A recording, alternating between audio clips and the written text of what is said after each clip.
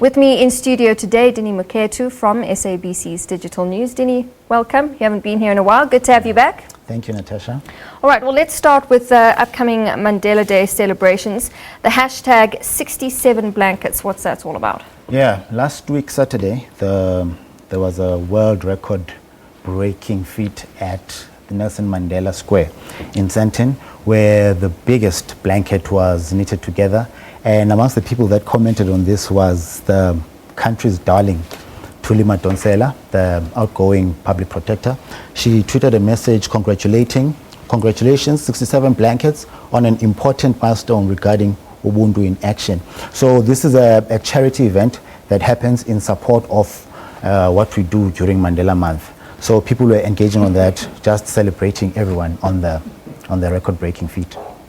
All right, something else that's been trending, the terror arrest, the twins that were arrested over the weekend. Yeah, this is another story that also broke on Saturday, and one of our reporters broke the story, Anissa. She stays in Florida, so she heard commotion early in the morning. We actually spoke to the Hawks on Saturday, but they said it's a very sensitive issue, and people jumped on social media when the Hawks came out and spoke about it, because there was an incident in Azadville, and there was also an incident in New Clare, which is a place in Florida. People are just scared, but unfortunately, you know, the mic. Yeah, unfortunately, with such incidents, you'll find that some people are spewing hate on social media because somehow terror attacks are linked to people of Islam, and some people will always talk about, it seems like whenever there's a person of Far East or Middle Eastern descent involved in something, it's always regarded as a terror attack. Yeah. But if it's someone of a different race, then it would be labeled as something else. So that's what people are mainly engaging on. And they're saying maybe they're just scaring people and they are quickly to talk about it. And some people were saying, well, these guys have been out of the country to visit somebody that is involved with terrorism. So that's why they are being investigated. And on the back of something like what we saw last night, which I know you've also got there for us to talk about, the Nice attacks. These terror attacks, I mean, they are, social media is one of those platforms where people can talk about what's happening.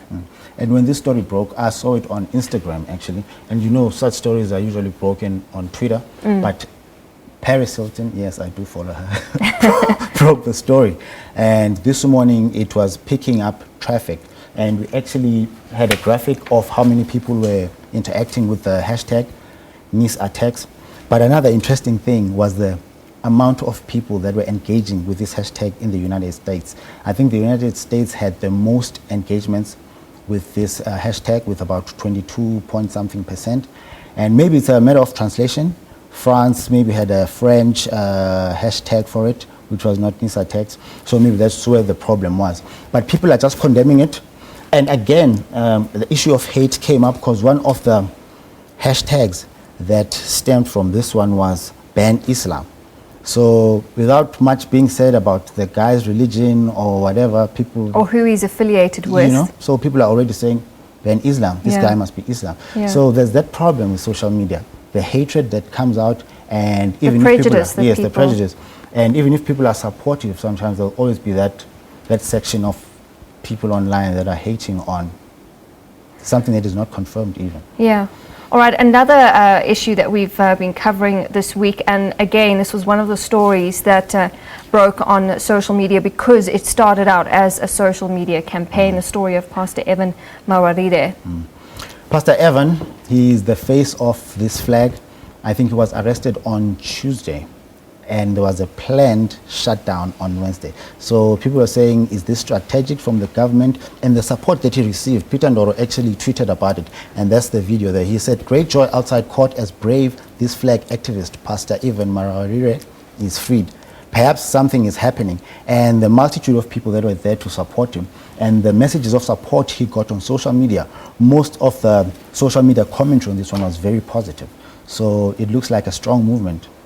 So from campaigns such as people staying away from work to a social media campaign like that mobilizes people across gender, across race, across age groups to get that kind of support for a change in that country.